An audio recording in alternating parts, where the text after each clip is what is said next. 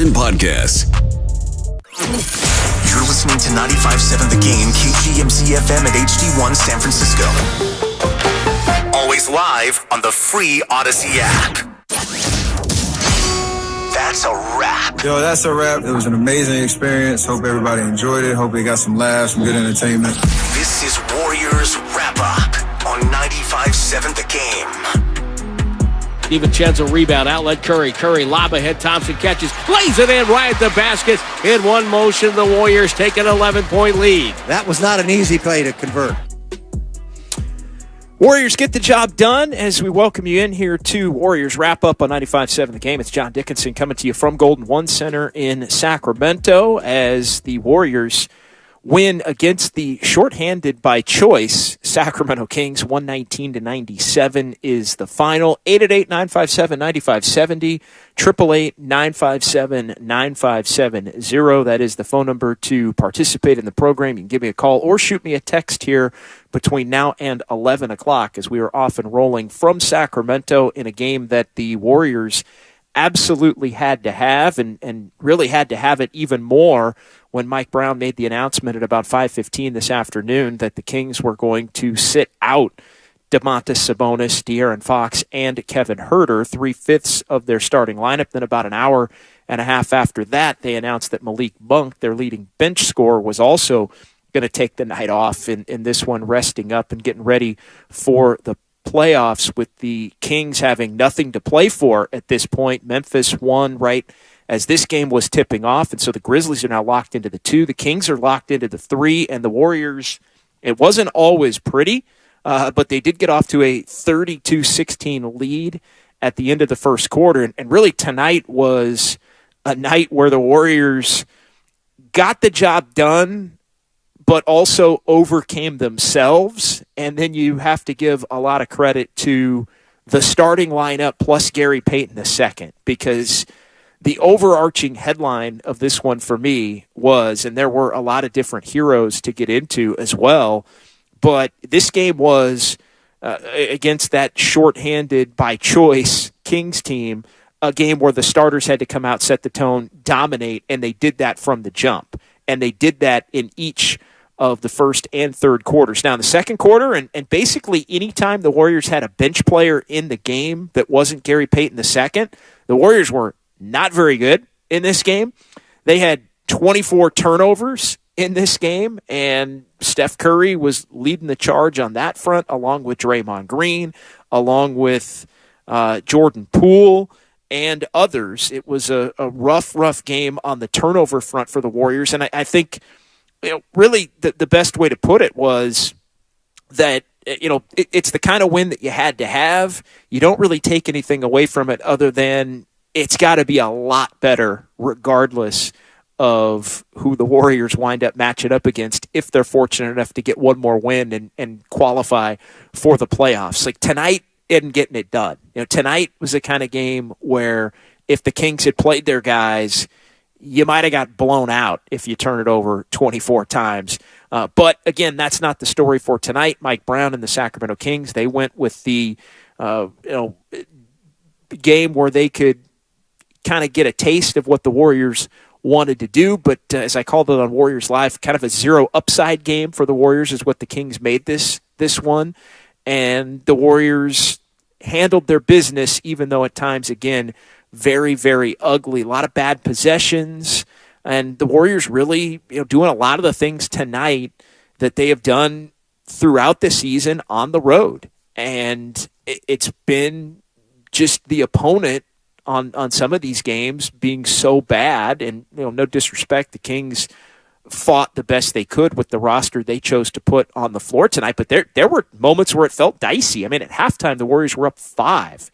After they had been up 16 points at the end of the first quarter. Warriors are up 5 at halftime, and you're thinking they're one run away from really having a fight for this game down the stretch and have there be a lot of drama. But again, the starters came out, and this game was really about the starters for the Warriors. They came out at the beginning of the third quarter and pushed the lead right back up. It again got dicey when the bench players started coming into the game.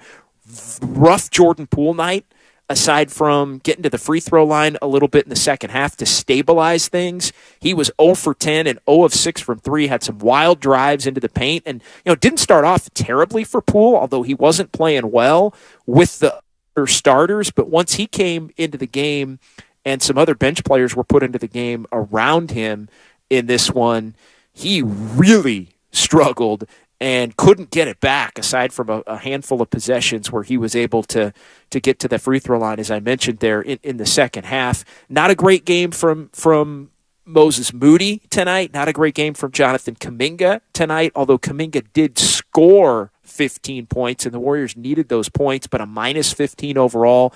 A little bit too much of, and some of this was by necessity, and some of it I think was a reward for the way that a lot of the young players, Moody and Kuminga specifically, have played. I mean, Kuminga's in the starting rotation, or in the rotation at this point, but tonight was also, hey, you're playing the Kings backups predominantly. I think I can maybe play some of my backups a little bit more, and the Warriors, with Andrew Wiggins still out and Ty Jerome was unavailable. And again, Moody earned the right to play because he played better lately, but it just felt dicey, shaky. Any combination on the floor tonight that wasn't the Warriors starters, plus Gary Payton II, felt like they had real action to lose to the Sacramento Kings backups in this game, which, in a box doesn't really matter as much, but it also, I think, on some level shows how still, with one game to go, this Warriors team is still fighting the pull. There were times tonight where the Warriors, it felt like, were fighting themselves.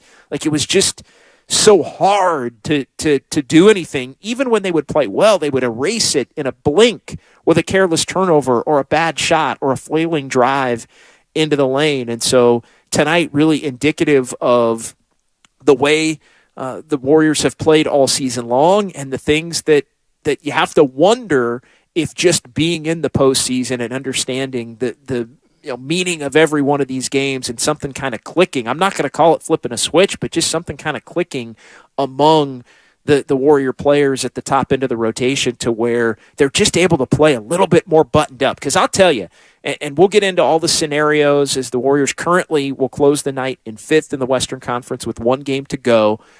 But as you look at it, it keeps coming back to tonight. If the Warriors play the way that they played tonight, they're not beating the Kings in a playoff. They're not beating the Suns in a playoff. And sure, you can say, well, Andrew Wiggins comes back and that changes things, and it does. It gives the Warriors another trusted rotation player that can get some things done. But I think tonight's still just another one of those examples of how far the Warriors potentially have to go here in the next week before the playoffs start, if they're able to get on the run that they're hoping to get on. So 888-957-9570, 888-957-9570. It is Warriors wrap-up here on 95.7 The Game. John Dickinson at Golden One Center in Sacramento, as the Warriors do win this game, 119-97, the final, outscoring the Kings 32-16 in the first, 33-25 in the third, and then the Warriors able to put the game away in the fourth quarter with a 33-24 advantage to win it by 22. The Warriors never trailed in this game, although, again, at times, especially right around halftime, and again, anytime any bench player not named Gary Payton was in the game at all, it felt like, this team really could put themselves in a position to actually lose this game, which, of course, would have led to some catastrophic scenarios as far as the standings and the potential playoff matchups go. Before we get to the secret sauce of the game, as always, brought to you by Proposition Chicken here on Warriors Wrap Up, I do want to set up just where the win does leave the Warriors now with one game to go, because it is pretty simple for Golden State now.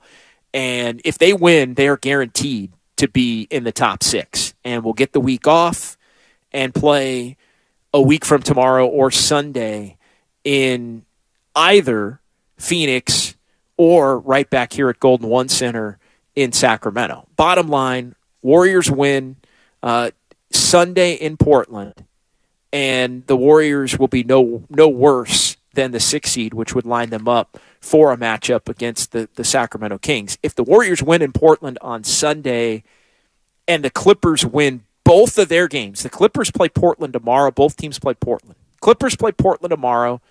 Clippers play in Phoenix. Phoenix is playing for nothing on Sunday. If the Clippers win both of their games, which they are favored to win both of those games, and the Warriors win in Portland, the Warriors are the 6 seed. If the Warriors win on Sunday and the Clippers lose either tomorrow afternoon at Crypto Arena in LA or Sunday afternoon in Phoenix, the Warriors should be the 5 seed and play the Suns in the first round. And I'm not even going to get into if the Warriors lose. If the Warriors lose on Sunday in Portland, then all bets are off at that point. And in fact, the most likely scenario, if the Warriors ended up losing the game, would be a four-way tie type scenario, or at least a three-way tie type scenario, depending upon what happens with the Lakers and Pelicans. So there's a lot of different scenarios that could be in play, including a three-way tie if the Clippers win between the Warriors, Lakers, and Pelicans. And that's the scenario where the Clippers would be 5th and the Warriors could be 8th. So there still is a scenario where the Warriors end up 8th if the Clippers win, the Warriors lose, and the Lakers and Pelicans both end up winning. There's also the potential for the four-way tie scenario as well, which could also put the Warriors at 8. There are scenarios where they could be 7 as well if they wind up losing, a couple of those scenarios. So the bottom line is the Warriors have to win. And all of these games are going to be going on Sunday at the exact same time. And so we'll see what happens. The Clippers tomorrow afternoon game against Portland, that's the game that they now have to get in line with the game the Warriors got tonight against the Kings. And we'll see what happens following that. But if they're able to get that game, then it sets up the opportunity for the Clippers to kind of do what they need to do as far as winning to be the 5th seed or possibly losing. And if they lose, they wind up dipping down to potentially the 7th seed, depending upon what else happens. And so it's all going to be determined here in the next 48 hours, really 36 hours plus, about 40 hours with the games to come tomorrow and on Sunday. But a little bit of a manipulation opportunity, I guess, for the Clippers if they win tomorrow as to, do they want to be the 5 seed? Would they risk trying to become the 6 seed by losing the game in Phoenix, depending upon what the Pelicans do against Minnesota? Minnesota still has action against the Pelicans, so it gets convoluted, and there's still a lot of different scenarios. But the simplest point, and I'll make sure I tweet out all the different scenarios, the simplest point is, if the Warriors win, they're in the top 6. And then whether they're 5 or 6 gets determined essentially by the Clippers based on whether they went out to secure 5 or whether they lose one, which opens the door for the Warriors to move up to 5 and the Clippers then at that point to move down to 6, or potentially worse if the Lakers and Pelicans wind up winning. Lakers and Pelicans both did win tonight to set up that scenario. So 888-957-9570, 888-957-9570, as it is John Dickinson here on Warriors Wrap Up from Golden One Center in Sacramento here on 95.7 The Game, as the Warriors get the win that they had to get. Let's go ahead and hear a little bit. Well, we're going to hear from Steve Kerr coming up in just a minute. I do want to hand out a nod here as you look at what went right and went wrong for the Warriors. I mentioned the starters. I mean, Steph and Clay, they go for 54 in this one. Steph plus 33. You got Draymond plus 30 in this game. How about Kevon Looney, though? Kevon Looney just cleaning the glass with 5 offensive rebounds, 16 boards. Looney's moving the ball. The Warriors moved the ball well tonight, hitting 36 assists in this one. But Kevon Looney, as he approaches being able to play in every game again this season, he's just been unbelievable for this team, and just as Steve Kerr's going to point out here in the post-game press conference, just a stabilizing force and factor, and just a glue guy. And, depending upon who the Warriors play, I think they're probably going to be riding Kevon Looney back in that starting lineup as they start to set things up as far as what the playoff rotation is going to look like. Again, assuming that the Warriors qualify. But, DiVincenzo knocking down 4 of 6 from 3. Steph and Clay were on point, aside really from the turnovers. The defense was good, as you would hope it would be, with the Kings playing the lineup that they chose to play tonight. You better play pretty good defense if you're going up against a lot of the back end of the Sacramento roster without their top 2 players for sure. And I think you could make a case Herter's been the Kings' 3rd best player over the course of this season. So you look at it, Warriors handle business, but still things that are going to have to be done better as this team looks toward the playoffs. All right, 888-957-9570, 888-957-9570. Let's go ahead and hear from the head coach, Steve Kerr, and then we'll get you secret sauce. We'll get you the hardest working player of the game. But the head coach addressed the media here in SAC, and here's what he had to say. The Warriors have a good chance of meeting the Kings again in the first round of the playoff. We all know you and Coach Brown go back a long way. This is the first time you guys against each other as the head coach. Is there any tension start between the two of you, in trash talk? There's trash talk, but in a joking way. It's all in good fun. Mike is beloved in our organization, and there's no tension at all. We're thrilled for him and his success, and they've just had an amazing season, and no tension. It's all good. What are your thoughts on Kevon's performance on the glass tonight and the idea that it's one more appearance away from going probably to that? I don't know what else to say about Loon. He's established himself as one of the best rebounders in the league, also as one of the most reliable players in the league, night after night, just being there for us. He's also a stabilizer. We have a team that can kind of lose poise. Like you saw tonight, 24 turnovers. We had some really bad possessions, and Loon is a stabilizing force. He had 7 assists tonight, only 1 turnover, 16 rebounds. Loon is, he's just one of our best players. You mentioned the turnovers. What did you make of them? What's causing them so much? Carelessness was the main cause. Sacramento played hard and they got into the ball and they forced a couple, but you saw, some of the careless passing that we're not going to be able to get away with in the playoffs. So we've got to win one more game, obviously, to get in. But assuming we get in, we're going to have to play a lot better than we did tonight. Carelessness is a word, or synonyms for that word, has been something that's been brought up with the playoffs right there. How do you kind of shape that finally heading into the postseason? Well, you think about last year, we've always been, a team that kind of lives on the edge. We're a little wild, a little chaotic, but we've thrived in that chaos for many years. So we just can't cross the edge. I think you might remember against Memphis in the playoffs last year, we had a game where I think the closeout game, we had 22, 23 turnovers. And then we spent the next 2 series against Dallas and Boston really taking care of the ball and executing and playing well. So it's up to us. We have it in us, but the focus, the attention to detail, it all has to be there. Steve, you mentioned Kevon as a stabilizing. How much did he play? Or his play seemed particularly locked in and sort of in his zone a bit tonight. And as you get closer to the playoffs, given everything he's been through the last couple of years, do you see him sort of relishing this maybe more than ever? Do you need that from him?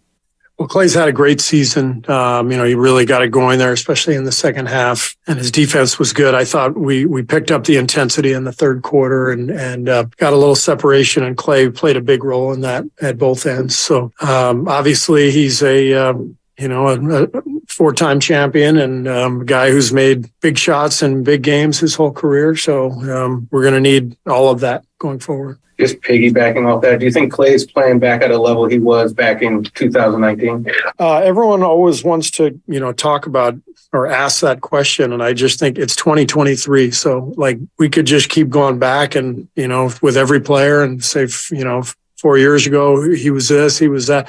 It doesn't matter. It's whatever that's happening right now is what matters. And Klay, just like Steph, just like Draymond, they're different players now than they were 5 years ago, just because of age and wear and tear and wisdom. And, you got to throw it all in the mix. And, but Klay is a great player still. And that's the main thing. So I just don't find the value in going back to comparing him to other years.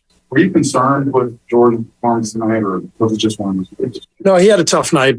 I thought the game got away from him a little bit. He let the officiating bother him a little bit, and he's got to be able to play through that. He knows that. We talk to him about it all the time, and I thought he did a good job, in the second half of getting to the line at some key times when we needed some points, and staying poised, staying under control. It was just a tough shooting night, but I thought he was much better in the second half than he was in the first. We saw Dante, probably already he was a good defender, right? That year's like, did you expect him to shoot this well, this consistently? We knew he had it in him because he had shown that both at Villanova and early in his career in Milwaukee. He was an excellent three-point shooter, but he struggled a little bit the last couple of years with injuries, and that I think that hurt his shooting. So we felt like Dante had it in him to shoot the ball well. And I think this might be a career high for him from a percentage standpoint. So I think part of what's happened is he's just gotten really comfortable and confident playing with the guys out there. And he's been healthy all year and he's been able to build a rhythm, but he's had a great season for us.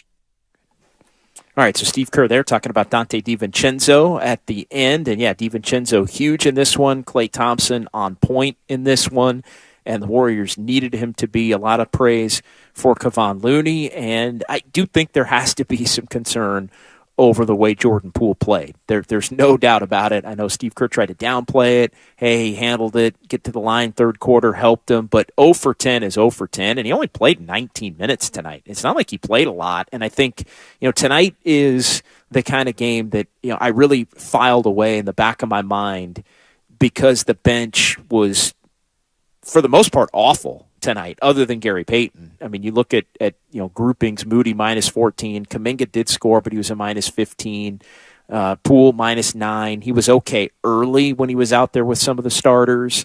And then once he got out there with the bench group, it went off the rails for him. And other than getting to the line a little bit in the second half, I thought it kept going off the rails for him at that point. And so it just, when you start looking at playoff rotation and Gary Payton able to play 21 minutes, that gives Steve Kerr more options as to who's going to be in and out, and also who's going to be in the closing lineups, because Steph and Klay are going to be out there. Draymond's going to be out there. And Wiggins, when he's available to play and gets his conditioning down, Wiggins is somebody that's going to be out there at the end of games. So who is the fifth? And I think you're starting to see options to where Steve Kerr isn't going to have Jordan Poole necessarily be the fifth. Poole will be one of many who can end up being a part of that closing lineup. If it's a more loosely played offensive game, then it could be him. If you need the stabilizing effect of Kevon Looney, then it can be him. It might be DiVincenzo on some nights. It might be Gary Payton II on some nights. Payton out there with 4 starters tonight really worked for the Warriors as they tried to put the game away. So as this team gets a little bit deeper with Payton now and Wiggins, it lessens the necessity to lean on the bench. And I think that's one thing. You can't take away a lot as far as the future goes from tonight's game.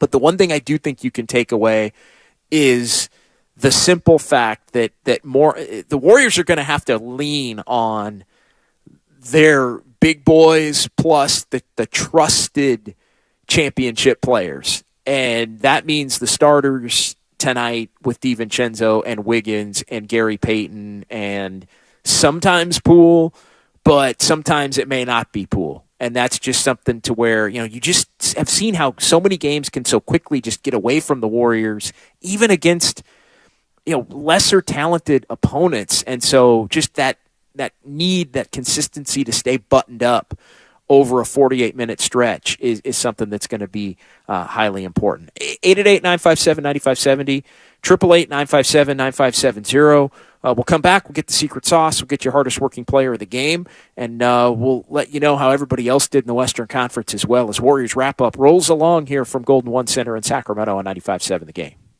U.S. Bank is ranked #1 in customer satisfaction with retail banking in California by J.D. Power. Since California is home to most award shows, we've prepared a thank you speech. To Californians everywhere, we've been proud to help you plan, budget, and save smarter. Our goal tracking and budgeting tools would have no place to shine if it weren't for you, and we can't thank you enough for that. And thank you to our real-life humans who go above and beyond for our customers every day. Bravo, U.S. Bank! Bravo!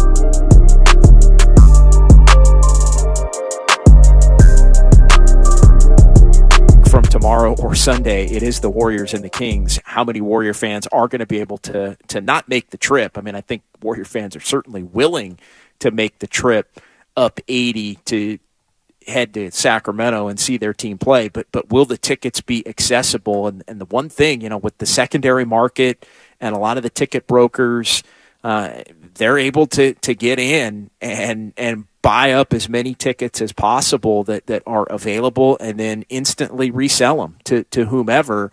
And I got to think a lot of Warrior fans in what could be a series potentially 38 years in the making would want to see their team play a road playoff game. And so I think that's something to keep in mind. Again, I think tonight, a little bit of unique circumstances with the Kings hinting around as early as yesterday that maybe they weren't going to play their guys, but this was the final home game of the regular season for Sacramento, and there were more Warrior fans in the building tonight than I thought there would be.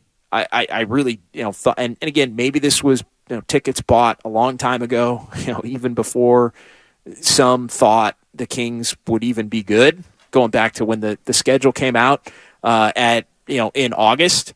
But there were a lot of Warrior fans here, so something to just keep an eye on and an ear to if these two teams do wind up matching up against each other coming up here in a week. All right, let's get to the secret sauce of the game. Why did they win?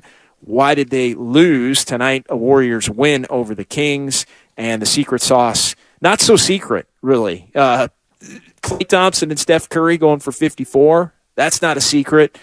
Dante DiVincenzo knocking down 4 of 6 from 3. Not a secret there. Kevon Looney with his 6 points and 7 assists and 16 boards, playing in game number 81 of the season.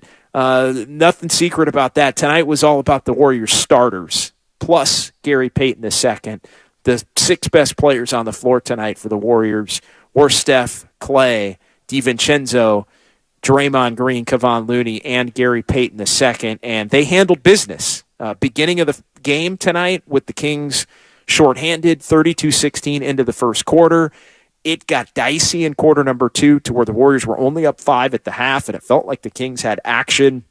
But then in the third quarter, again, the starters, led by Steph and Klay, despite the 24 turnovers, reasserted control of the game, pushed the lead up to what would be 24 late, and wind up winning at 119-97. So the play of the starters in the first and the third quarters, where the Warriors wind up with a 65-41 advantage in those 2 quarters, that is the difference in this game. You win those 2 quarters by 24, you win the game by 22, and it's on to Portland for this Warriors team. So the secret sauce of the game, brought to you by Proposition Chicken. This chicken goes 3 ways: fried, flipped, fake.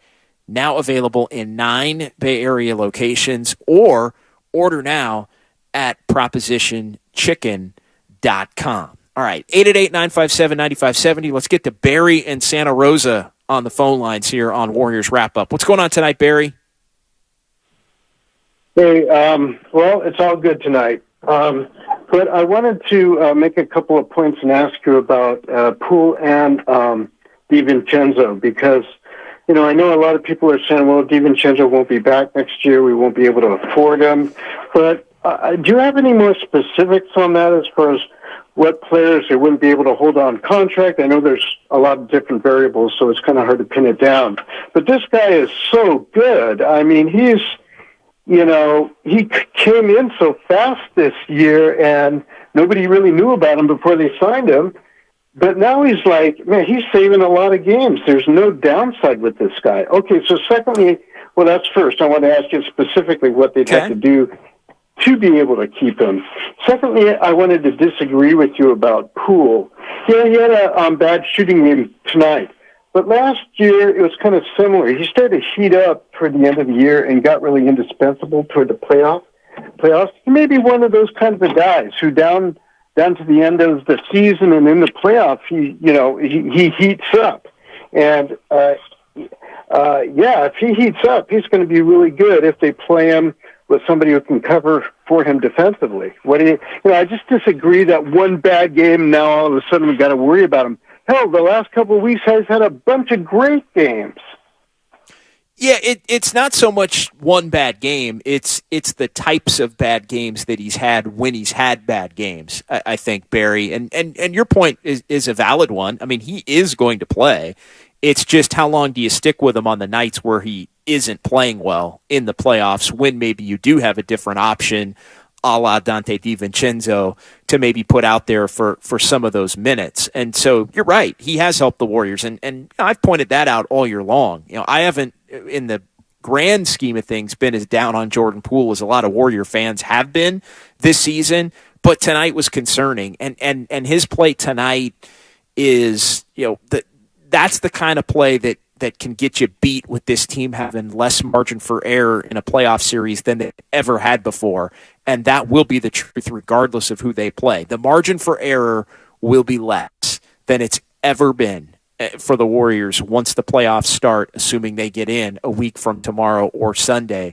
And so Poole has to – the bad game for Poole can't be game record. You can say, well, JD, it wasn't a game record tonight. Well, yeah, it wasn't a game record tonight because the Kings didn't play maybe their three best players and definitely their best two players in Sabonis and Fox. And so you can overcome it because the starters had such an advantage over who the Kings put out there tonight to where you're covered. I agree with the point you make, Barry, on Poole and the fact that he has to be played with certain groups. Like he wanted no part, it looked like, of being out there with Kuminga and Moody and Kevon Looney. I'm looking at my notes here as far as that beginning of the second quarter, late first quarter, but the beginning of the second quarter group. He was out there with DiVincenzo, Moody, Kuminga, and Kevon Looney, and that was the worst stretch of basketball for the Warriors all night long, and it really set off what was this really rough game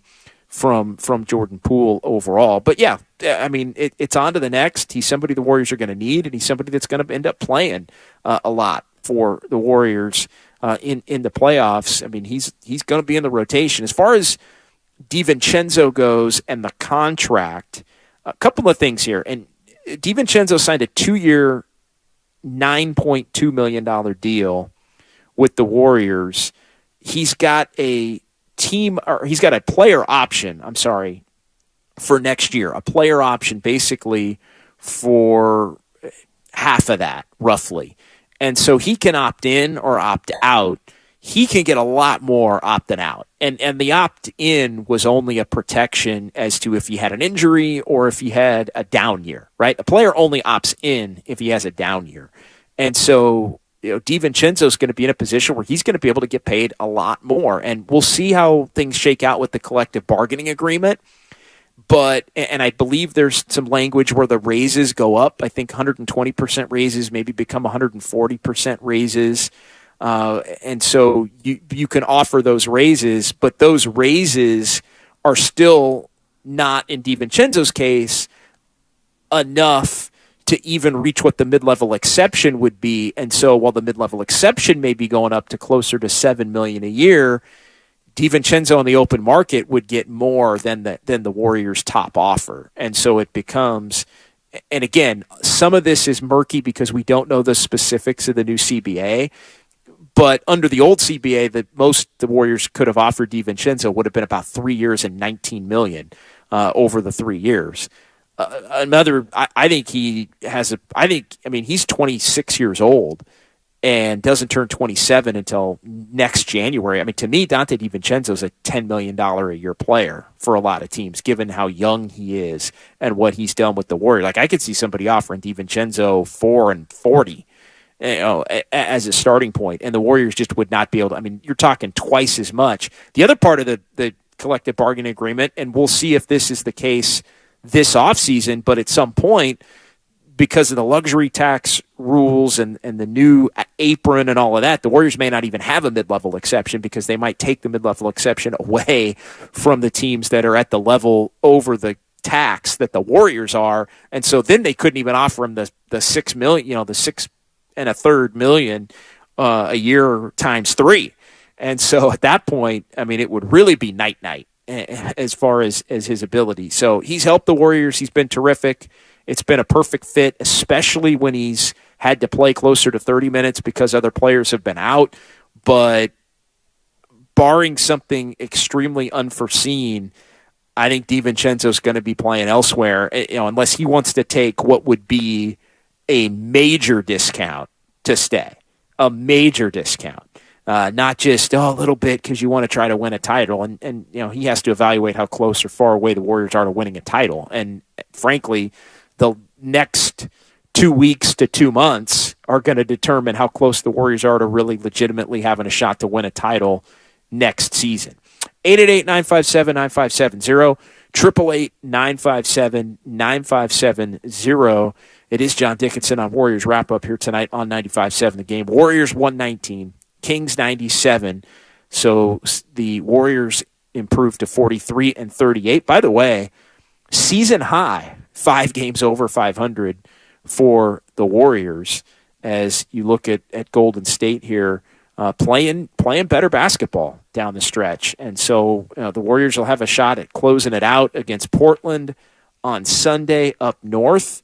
But you look at what the Warriors have been able to do, and it hasn't always been pretty, but the Warriors are finding a way to at least hold up their end of things. And now I think they've put themselves in a great position with 1 game to go to control the controllable. And the controllable for the Warriors is the ability to go win in Portland and guarantee your spot in the top 6 in the Western Conference and know you're going to be guaranteed a full playoff series. But yeah, you look at the Warriors here of late and coming in now, that's 7 of 9 now for the Warriors, going back to the Houston game on March the 20th.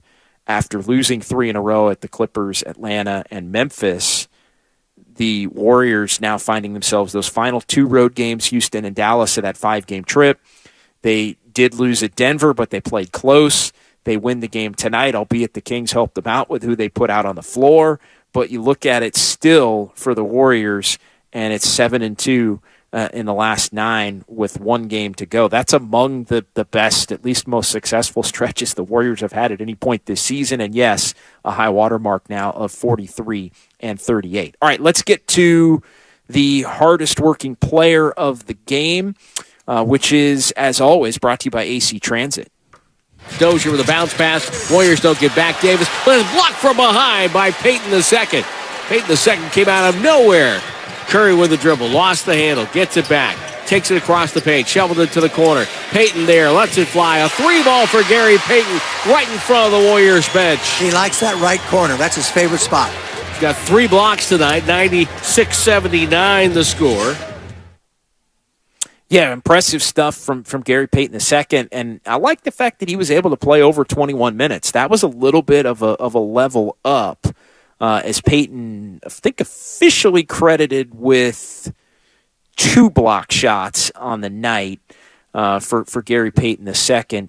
He also did have the 3 turnovers, but I'm looking through some of the game logs on Payton. He played the 21 minutes tonight, and just kind of going back through. Payton only played 17 the other night against OKC. 17 has been right around where he's been. Only 11 in the game in Denver for GP2. 17 going back against the Spurs. You look at the Pelicans game where the Warriors came from 20 down, and he played 9 minutes in that game against the Pelicans.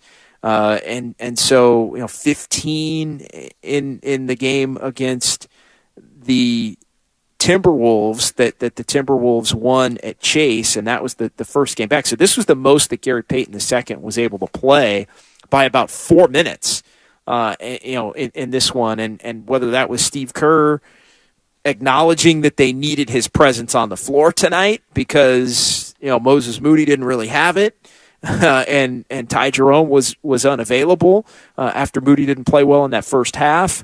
But that's a good sign. If he can, pick the spots with a day or potentially 2 days off in between some of these playoff games, having the ability, not that you're going to do it every game, but having the ability to play Payton into that 20-minute mark, I think is a good sign. And tonight he is our hardest worker of the game. Brought to you by AC Transit. AC Transit, looking for hard workers and offering a $2,000 bonus for new bus operators and journey-level mechanics to join their team.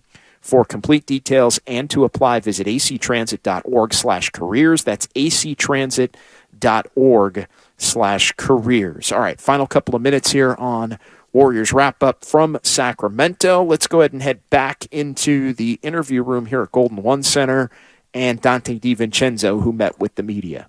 The problem was today, but this reason was just because of carelessness. Do you agree with that? And how do you address that going forward? Yeah, I agree with it. I think lack of focus, carelessness, lack of focus, I think they go hand in hand. But I think, in the second half, we realized what's at stake, and I think we locked in the second half, especially that third quarter. And it's always good to take coaching after a win rather than a loss. Why has that been an issue all year?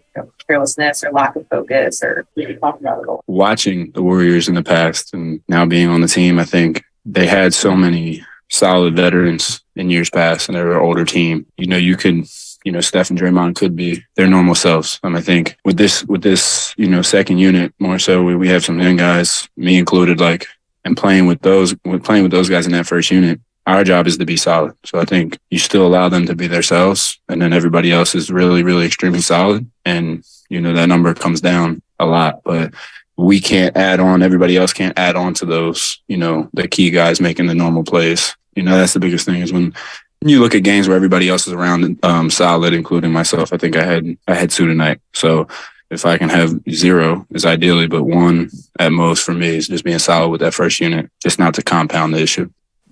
What can you learn, you guys as a team, learn from tonight, Thursday to Sunday? It's kind of similar in the sense that your playing team doesn't have much at stake, but you got a lot at stake, obviously. Mm-hmm. Now it's just one game. Yeah. You win, you get what you want. I think the biggest thing for us is, that focus. It's tough, going down the regular season. They have 2, 3 key guys, 4 key guys not playing. And, it's a big game Sunday for us. They're not playing, Dame's not playing, a lot of other guys aren't playing. So that's the biggest thing for us is our focus and our effort, because we're so talented, we're so deep that, offensively, it's going to take care of itself. I think that lack of focus on the defensive end is when we start to struggle on the defensive or on the offensive end. Sorry. Is it crazy or a little unsettling? 2 days left in the regular season. You could still finish anywhere from 5th to 8th. As you know, 8th was on the road in the first place. Big, massive difference. Yeah, I think, it's a good problem to have for us is I think we control our own destiny. There's some teams that they need a win here and this team to lose, and looking at all the different scenarios. I think for us, we just, you go in and you try to win the game, and, we get what we want. And what we want is to not be in that playing game. So simple as that. We win, not in the playing game, and that's our focus. Dante, I know health is obviously a big factor. Whether it's coaching or film, has there been any kind of shooting mechanical thing that you focus on more this season than maybe even years past? There's a point in the season, actually, Coach Kerr came up to me and, we just little bit of hand placement stuff, which, I don't know if you even ask him about it, if he's, going to bring it up or whatever, but it helped me tremendously. And just, the repetition of doing that over and over, I kind of got comfortable. And then also is, I watch all my shots back and see which ones I'm rushing, which ones I'm, when I take my time on my shots, it's there. The ones I kind of get, off to the left or the right or whatever is when I'm rushing it. And I think that's been the biggest focus for me is, slowing down, play a mile, 100 miles an hour on the court. So when I'm going into my jump shot, just trying to slow down and, take that 1 second of deep breath and let it go. Did you have to get an explanation why the Kings declined your interruption? It was just the direction that they wanted to go in. And I respect it. I know this league is a business at the end of the day, and they're doing damn good over there. And I'm doing well. And I think it was I didn't look too much into it. I moved on to the next phase, and they did as well. And I think both of us are in a very good position. And we just move on from there. You're pretty surprised because it seemed like last year. Well, last year it was a weird year for me. I got injured, had surgery, came back, got traded. And 2 months later, I had a free agent. First time going through free agency. So last year was a, up and down year for me mentally. But I think what I'm most thankful for is, this organization, just coming here and kind of resetting everything for myself, not just on the court, but, off the court. I'm in a very good spot and very good place mentally. And I'm extremely thankful to be here. Hey, it was the largest crowd in Kings history tonight. Could you feel the energy? Yeah, it was super loud. And like I said, that's great because, playing here, they still showed up last year, even when we were out of the playoff contention and playing contention. And it's, I'm super happy for those guys that I played with over there because, they deserve that. All right, so Dante DiVincenzo there. And yeah, DiVincenzo happy for his former teammates. He finished up last season with Sacramento, and it was a surprise when he came available. The Kings had action in other places and made him an unrestricted free agent. And so the moment that happened, I thought Warriors right off the top. I think a lot of people did. If he was willing to take that mid-level type of a contract to be on a high-profile winning team and not have to move very much from where he finished last year, and it has worked out in a big-time way for the Warriors. And DiVincenzo, when you start penciling out the rotation, with Steph and Clay and Draymond and Wiggins and Looney and Poole, Peyton, you start penciling it out. DiVincenzo is a added element that they didn't have last year. You start thinking, well, in what ways could they potentially be better than next year? DiVincenzo is one little bit of a wild card. The only concern I would have with DiVincenzo is he has been a player that's played better when he's been needed to play a lot, as opposed to somebody that, like, DiVincenzo's better when he plays 30 minutes than he is when he plays 20 minutes. And how do you find him 30 minutes when now Wiggins is back and you've got all these other players that are going to wind up playing? That's going to be the trick once the Warriors qualify for the playoff that they're going to have to map out. A couple of text messages, Comcast Business text line here before we call it a night. 510 questioning, would he really have a lot of opportunities to get more if he opts out? Yes. Look, DiVincenzo's young. Like, DiVincenzo's 26. He is a player. The only real knock on DiVincenzo, period, in his career to this point is that he got injured at the end of that championship Milwaukee year, and he was injured, last year with Sacramento, before Sacramento acquired him, and then with Sacramento. So to me, it's only been injuries, which haven't been as much of an issue with him with the Warriors. He's a guy that I think any winning team would absolutely want to have. At this particular point in time. And one other quick one, 10 regular season road wins, about as many as you need in the playoffs. Well, it's funny, I was having this conversation the other night, for all the talk about the Warriors, can they get on this run, this playoff run? I was thinking about this, and I say this half kidding, but you only have to go 16-12 to win a title. And you only have to win one road game in each series to win a title. I mean, the Warriors conceivably could go, and obviously it's not absolute, but the Warriors conceivably could go 1-3, 1-3, 1-3, 1-3 in every. You win all your home games, all of a sudden you can go 4-12 which I guess would be a little bit higher percentage than the Warriors have been to this point on the road. As they end up 10-30 now with one game to go. But, yeah, the Warriors did get out of the single digits tonight. But, yeah, you look at that. That's basically winning. Actually, 10-30 is exactly now for 4-12 pace, right? As I do the math, 10-30 is 10 out of 40. So that's 25%, 4 out of 16. If you go 4-12, and that's right there. You're winning. You're playing at a 250 clip, so you could win a title doing that if you win all your home games. Again, he said tongue in cheek. All right, we'll call it a night on that note as the Warriors get the win over the Kings, 119-97. Just again to lay out not all of the scenarios, but just where the Warriors are in terms of a win versus a loss. If the Warriors win in Portland on Sunday, they are guaranteed to be either the 5th seed or the 6th seed. If they win in Portland Sunday and the Clippers win tomorrow against Portland down in Southern California and at Phoenix on Sunday afternoon, if the Clippers win both and the Warriors win, the Warriors are 5th.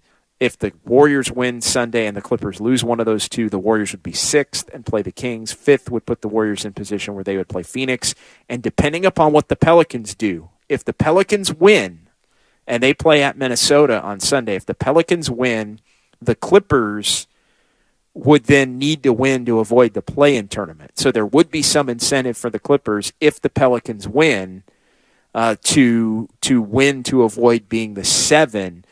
But again, if the Pelicans lose, the Clippers would be able to manipulate in their game against Phoenix, where Phoenix will be resting everybody to get ready for the playoffs as they're locked into the 4 as to, do you want to try to lose that game and manipulate your way into playing Sac and handing the Warriors a matchup against Kevin Durant and the Phoenix Suns? Sunday will tell the tale. All right. Thanks to everybody who listened. Thanks to everybody on the Comcast Business text line. Thanks on the phone lines as well. Also, the great Sterling Bennett in our San Francisco studios, and everybody cutting up the highlights and the post-game sound. Appreciate the help of everyone there. I will be back tomorrow. Join me and Whitey Gleason at 10 o'clock as we'll have another edition of Warriors This Week, and we'll be gearing up for the playoffs. We'll be breaking down all the different scenarios. We'll get into the Phoenix potential matchup. We'll get into a matchup with the Kings and what the Kings did tonight in resting up and not really being too concerned about who they play, and just the different takeaways as well from this win tonight, both good and bad. So 10 o'clock here tomorrow, 95.7 The Game. Join me and Whitey Gleason. Next up for the Warriors as far as games go, that is an afternoon affair on Easter Sunday, 12:30 tip from Portland, and Warriors Live for that one is at 11:30. Join me for Warriors Live leading you up to that one, and then for Warriors wrap-up after the game, and it will be a full-blown playoff or play-in, but the Warriors are hoping playoff preview as the Warriors look for their 44th and final win of the regular season. We'll talk to you tomorrow, but keep it locked right here on your home for Warriors basketball as the Dubs beat the Kings 119-97 right here at 95.7 The Game. Prescription products require an online consultation with a healthcare provider who will determine if a prescription is appropriate. Restrictions apply. See website for full details and important safety information. Subscription required. Hey guys, did you know there's a generic form of Viagra that works just the same but is 90% cheaper? And you can get it online? Go to 4hims.com/joy. At Hims, you'll get a free medical consultation and discreet shipping if prescribed. You'll love your results. To start your free online visit, go to 4hims.com/joy.